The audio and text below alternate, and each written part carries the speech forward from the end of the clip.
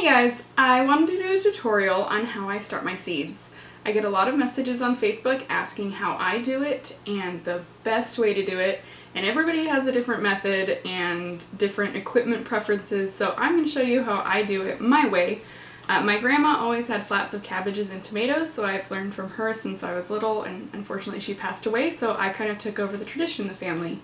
I am a traditionalist in that I like trays made for seed starting. I know a lot of people like eggshells or even egg cartons because you can cut them up.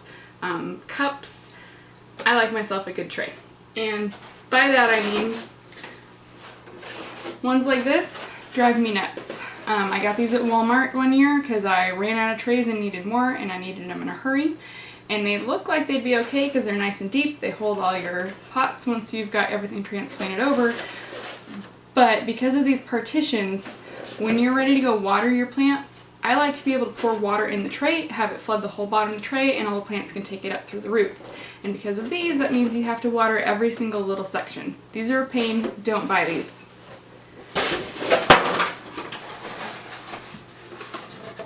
These ones are okay. They're better because they have deeper grooves, but because of the way they go, you either have to water from the side and water all the way down the side in order to get it to run the whole length of the tray, because if you do it this way, it's going to go halfway over and not go through the grooves on the other sides, because I don't like to have my plants sitting in water.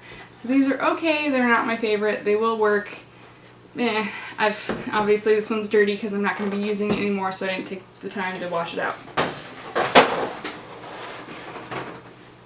Same thing with this, also dirty, won't be using it. It's a little flimsy, so when it's full of heavy plants, it's kind of hard to carry it outside to harden off your starts. The grooves in the bottom are not deep enough for me in that they don't hold the plant off the bottom of the tray enough, so they end up sitting in water if you water them a little bit too much.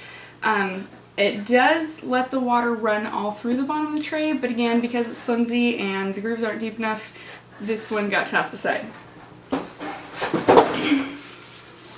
This one is my favorite tray. It's got nice deep grooves in the bottom. It's very sturdy.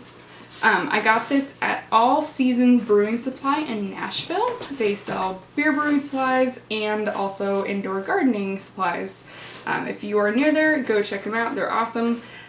Because of the way these ones run, all the plants get water no matter where on the tray you water from. The sides don't bend too much. It's got a nice deep lip. Turn around so you can see this nice deep lip all the way around that helps hold it nice and stable. They don't end up sitting in water because the groove is nice and deep. This is my go-to. This is what I start everything in, unless I'm doing a half tray like these guys. And this has just grooves all the way running side to side, but because it's so narrow, it doesn't really matter. You can just pull out the side like this, water down it, and kind of pick it up and tip it. And I'll, for the most part, do that. Or you can water on the other side, tip it this way, you're good. And when I start, almost everything that I start in these size cells. Tomatoes especially, I transplant before they even go outside, from this size to the next size up to the next size up. And then I harden them off, transplant them outside. These are great for little plugs to get things sprouted and in the ground quickly.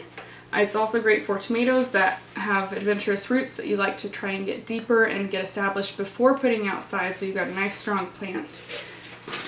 Some things like eggplants, I'll just start in these next size up ones because they don't really need to be transplanted again inside before making outside, so I'll just start them in this, let them grow to their size they're going to be before I transplant them out, and call it good. I got these at All Seasons too. They come in big flats that fit that big whole tray, and as you can see, you can break them up. I end up selling all my extra starts because it's fun and I'm kind of good at it, so why not make a little money with it and pass my expertise off to other people and to their garden. So these break apart easily. These ones do as well, but you're only going to be able to get it in 18 cells, which is kind of a lot of plants, especially because I start a lot of the same kind at once. Nobody's going to want 18 Roma tomatoes, or very few people will. So getting this My peppers I like to sell in 4-packs like this. So I'll start my peppers in this size and then transplant 4 different peppers into this size so that on the tray I can just have pepper packs and sell these, or for myself set these out and each raised bed gets a different pepper. And then with tomatoes, I end up going to this size. So I'll get all 3 at once. So I'll move them up from this once they've got their second set of leaves, and then a little bit more. I'll pinch off the bottom leaves, transplant them as deeply as possible into these. Again, once they've grown up and got another couple set of leaves, they're looking nice and sturdy, I'll pinch off the bottom leaves there and then bury them as deep as possible here, sometimes even at an angle, and then I'll take them outside. And you can see my other tutorial video of how I actually plant them out once they're nice and established inside. These pots, they're okay. I don't recommend them. If you're planting things like pumpkins or melons or cucurbits like cucumbers that don't like their roots disturbed, and for some reason you have to start them inside because you just can't put them outside to begin with, these are nice because you can plant them in the ground and there's less chance of them kicking the bucket because the roots were disturbed. But if at all possible, I like to just plant them outside. So bought these 1 year and I really haven't used them. These ones I got off eBay, or no, I'm sorry, Amazon. I will try to have a link down at the bottom if they're still available. I got them 2 years ago. They're nice and sturdy. They were the cheapest for the mass amount of quantity. And then the little ones like this, I think I just got at Fred Meyer. These are easy to find. These ones are nothing really special. These, again, I think I got at Big Lots or somewhere. Links will be below. So, first you gotta get your seeds. I just found this seed company this year. I signed up for friendly seed catalogs from other responsible seed growers through Territorial Seed Company, which I love, but the price is kind of expensive, so I limit what I purchase through them. Seeds and such had fantastic prices. They're non-GMO, which is very important to me because my dad died from stomach cancer. They also are owned by the guy who used to own Totally Tomatoes, and he is the breeder of the Goliath tomato, which was my grandma's favorite tomato to grow. So I was very excited to find him, and actually got to speak to the owner on the phone when I called asking about GMOs to confirm whether or not they are in bed with Monsanto, and they are not, in case anyone's curious. Their seed packets are a set price across the board. The more you buy, the cheaper they are. Their shipping is $3.99. Unlike Territorial, which was, I think, $14 for the 5 packs of seeds I bought. Yeah.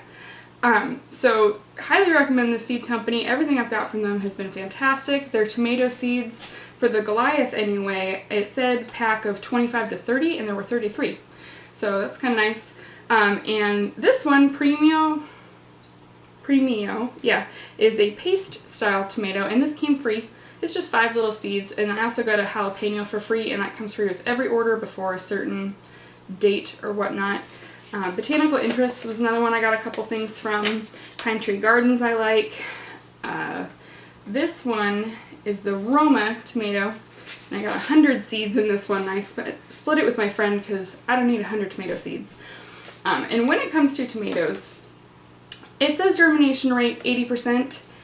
I usually have a better than that germination rate, especially with cherry tomatoes. So most seeds I will plant 3 to a cell. Tomatoes I plant 2, sometimes 1. Cherry tomatoes I just do 1 to a cell because almost all of them are going to pop up, and I'd rather not have to thin them as much. Cabbages, a little different, but tomatoes, I got good germination rate.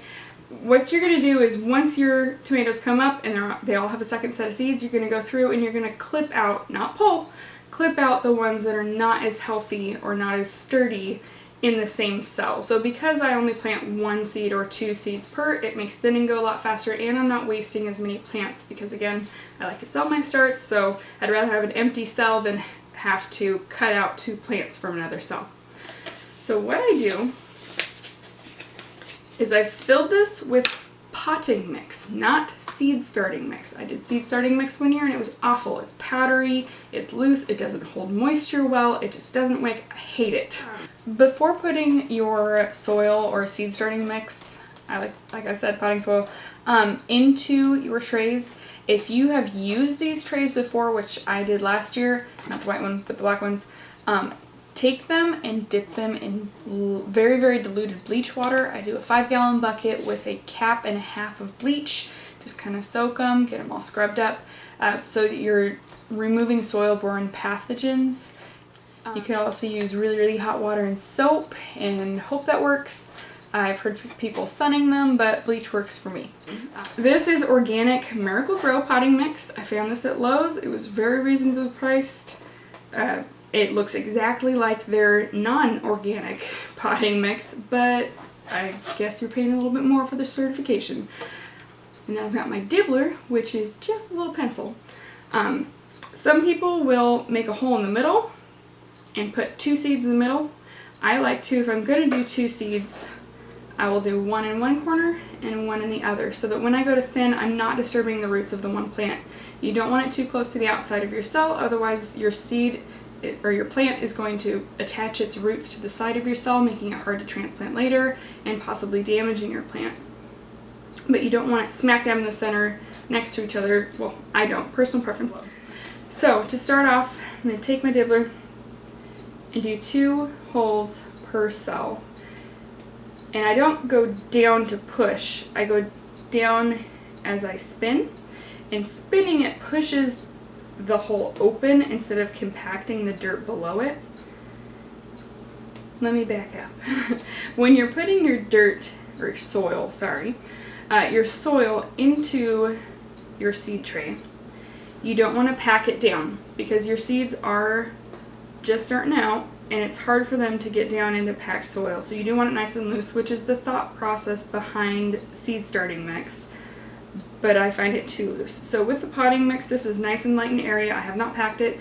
I'll take my hand with my glove because this does have some bark in it. You will get splinters. Wear a garden glove and kind of scoop it across just to fill everything in. Give it a nice little tap, sometimes a nice little shake. Do not pack it though, otherwise your seeds are going to have a hard time getting their little roots down there. So again, just a different visual. Take my pencil, use it this way. And I like a pencil because that's roughly 1/4 inch at the end, which is about how deep you want your tomato seeds.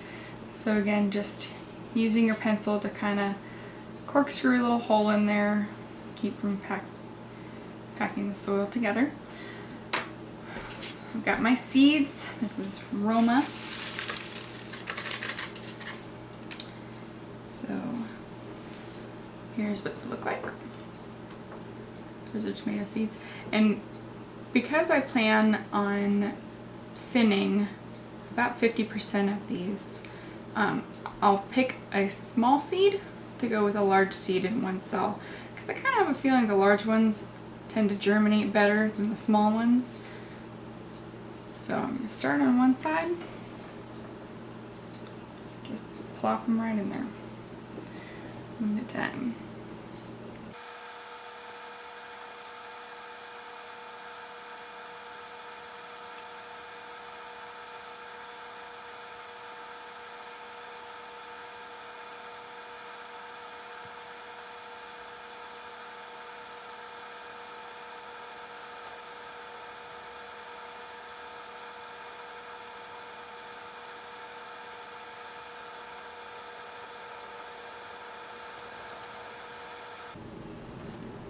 So I only have one for this last one, which I'm just gonna pull those holes back in, make a little hole in the middle. He gets his own little cell. So to cover him up, just take your pencil or your fingers, but I don't really want to put a glove on, and I don't want splinters. And the pencil works just fine, so just kind of lightly cover them up. Again, you're not going to pack it down because you want air to be able to get to them, but you want the soil to keep them moist. Go ahead and cover all these up.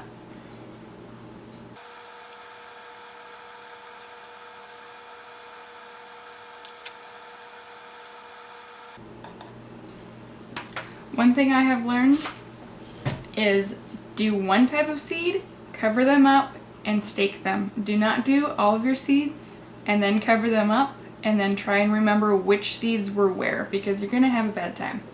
So the way I mark my seeds is just paint. just regular acrylic paint. And toothpicks. Get a big old pack of toothpicks.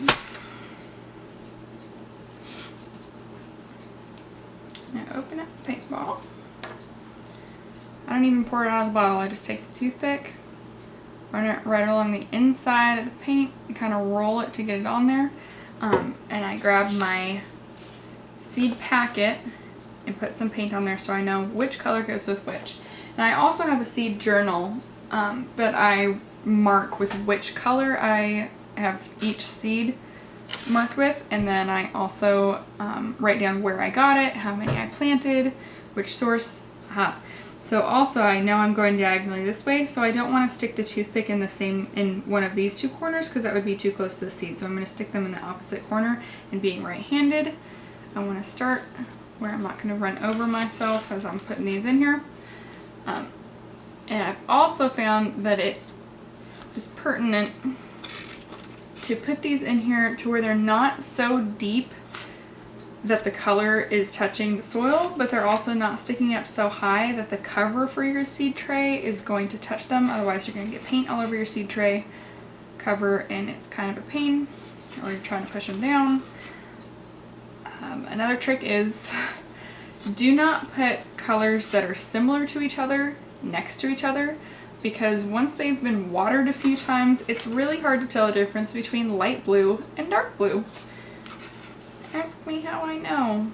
Purple and black, they look the same after they've been in the soil for a couple weeks. I'm getting watered daily and the lights are on them. So that's why for this set I've done black and white. I need to get some more paints, but for the most part I'll separate colors by family type. So all of my peppers, I've already used white with peppers, but I know what a pepper looks like, so I'm not worried about confusing my Roma tomatoes with my jalapenos. But if I were to do plants that look similar to each other, even if they're in a different plant family, use a different color. And definitely write down what you planted and mark them somehow, because you think, oh yeah, I'm gonna remember I planted these tomatoes or which ones I planted where. You're not. You're just not. At some point you're gonna go, oh, those all look the same, and you're gonna end up with a ton of cherry tomatoes, or you're not gonna know what kind you have until you got fruit on them, which is kind of frustrating for people if you're selling them and you can't really do that. You want to know what they're buying, and you want to know what you're planting so you're not ending up with all the same kind.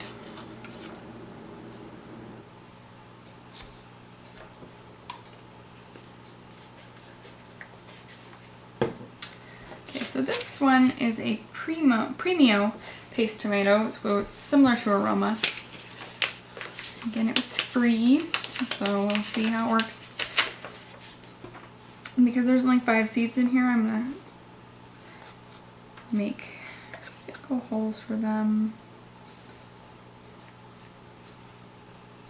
1, 2, 3, 4, 5.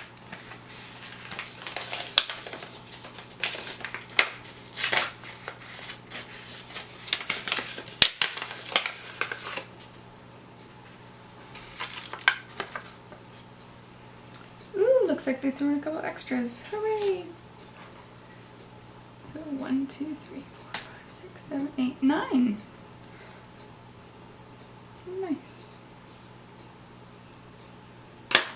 Well, somebody knew exactly how many holes I was going to have left over in my seed tray. 1, 2, 3.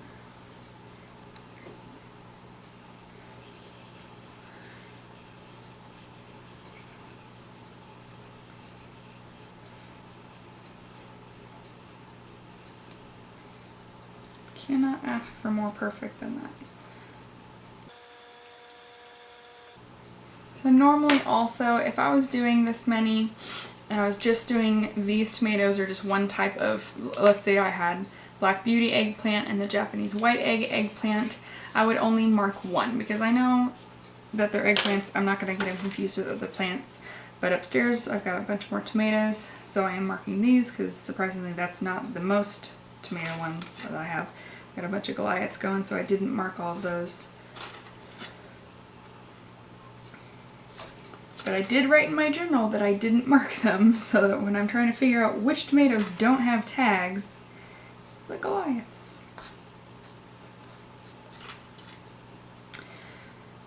As far as seed calendars go, of when to start your seeds, check out Botanical Interests.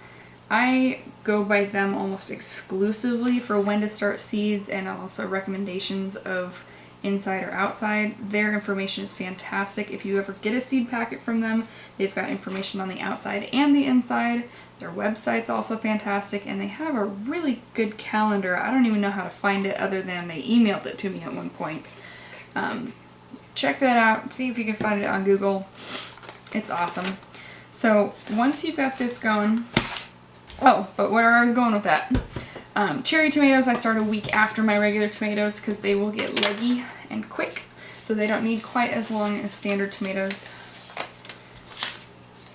And always make sure you're planting for your area. Being from Washington State, living in Tennessee, it took about 2 years, this is my 3rd year here planting, to figure out where it really works. So once you've got all your seeds going, you're going to give them a little mist. You don't want to drench them, but if you don't get them wet, they're not going to get the notice that it's time to grow.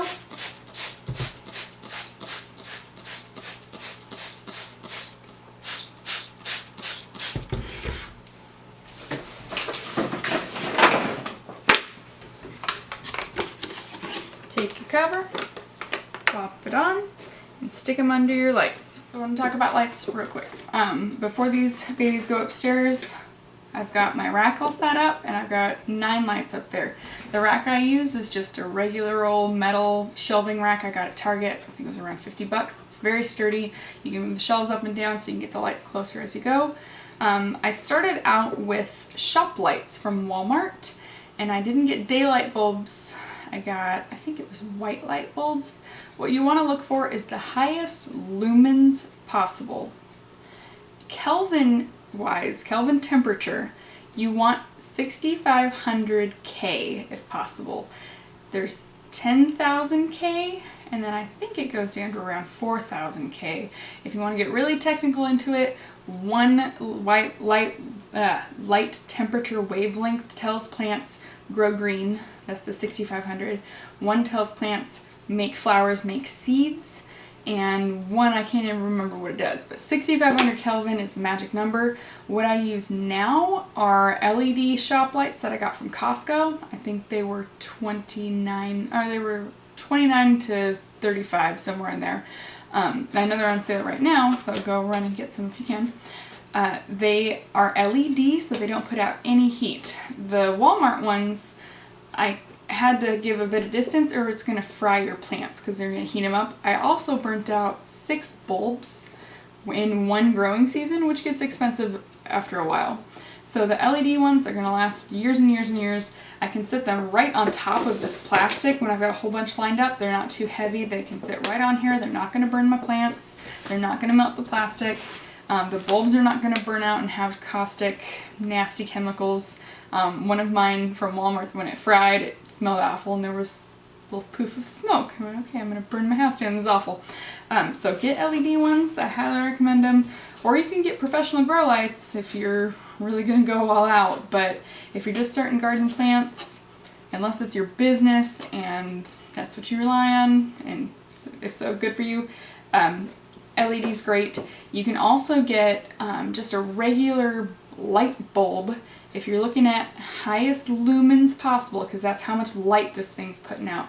Highest lumens possible, and then 6500 K for your Kelvin is ideal. You can just put it in a regular lamp.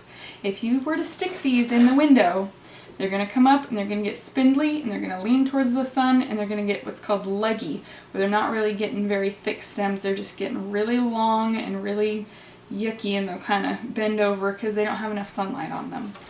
Some people also will put heat mats under their plants. They're very expensive and I have not used them, but I haven't had the need to. My peppers came up within 3 days. Some peppers, according to seeds and such. Peppers and celery and eggplant take 15 to 30 days to appear, and the hotter the pepper, the longer they take. Mine came up in 3 days, so not necessarily true. Again, Botanical Interest has some really good information back of theirs. Love these seeds, but the information's eh. You can also DIY heat mats. I've seen people use the rope lights with a styrofoam board. You just cut little strips and then weave your light through it and set this on top of it. But I've not been able to find rope lights that are not LED, and LED don't put out any heat. So if you're trying to DIY it, make sure your rope light's not LED, but good luck finding them, and you're better off just hoping and praying and putting these in a warm room. So you're going to want to mist these every single day. Again, don't drench them, but don't let them get too dry. Peppers and eggplant like to be a little bit dry, not when they're first starting out, so not from when they appear to before they have their second set of leaves. Once they have their second set of leaves, that plant's a little more established. It can take a little bit more of a beating. Peppers and eggplant, like I said, they like to dry out a little bit. If you keep them wet, they're not going to do as well. Tomatoes are water hogs. I will actually flood the bottom of this thing halfway up and let them basically just sit in water. You can take a clipping from a tomato plant, put it in water, and that thing will root. As long as it's not rotting, you're good. Watch out for any mold that's growing here. Sometimes I'll get mushrooms pop up and then they go away. That's fine. It's not hurt anything. Once they've got their second set of leaves, I let them dry out a little bit with their peppers, water them with their tomatoes, and all of my plants get magnesium in their water. Just take Epsom salts, probably a tablespoon per gallon, roughly. Sometimes more, sometimes less. It's not really precise. It's one of those things that I feel. So you'll get a little bit of crystals on there. Again, that's why you don't match. You make sure your colors are different on here, because when they're covered in Epsom salts, it's a little hard to see. Make sure your Epsom salt water has completely dissolved the Epsom salts. And you don't want to burn your plants, so don't use hot water. Don't use too cold of water, or you're going to shock them. Once they've come up a little bit and you've taken this off, because they've reached the top, I like to have a fan going in the room. One, so they're not rotting on top. It limits mold and algae growth. And also so the plants get a little bit of movement. I'll take my hand and I'll run my hand along the top of the plants to kind of build their stem up. I'm not mashing them, but if you just kind of gently touch their leaves, and that's another reason I like the spray bottle too, is instead of pouring in water when they're still establishing themselves, is when you're misting them, then their little stems are getting a little stimulation and they're having to put down roots to get themselves more firm into that soil. Also, in addition to Epsom salts, when I transfer my tomatoes after they have their second set of leaves, I've thinned them out and I've chosen which ones are going to go.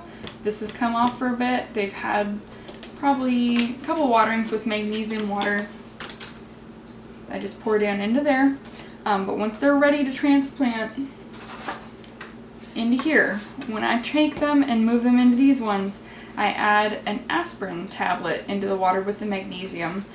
Because it's got that, I think, succinic acid? Salicylic. Succinic is Baltic amber. Salicylic acid in it, and that is a rooting hormone. So aspirin and Epsom salts when you're transferring over from this, and again when you're transferring over to this. Once your plants are big enough to go outside, it's warm enough outside, all danger of frost has passed, you're going to take your plants, and every day you're going to take them, set them outside, or at least this is what I do. Take them and walk them all downstairs, set them outside in the sunshine, let them get a little bit of breeze, let them get a little bit of sunshine and coolness out there, bring them back in at night, and I take them out every morning and bring them back in at night for 5 to 7 days, and that's hardening them off. That's getting them used to being outside, so you're not taking them from their nice little coddled environment under a heating or under a lamp where they're not getting harsh breezes on them and actual sunshine and animals coming and sniffing them like my wiener dogs. Then when you put them outside in your garden, they're not getting shocked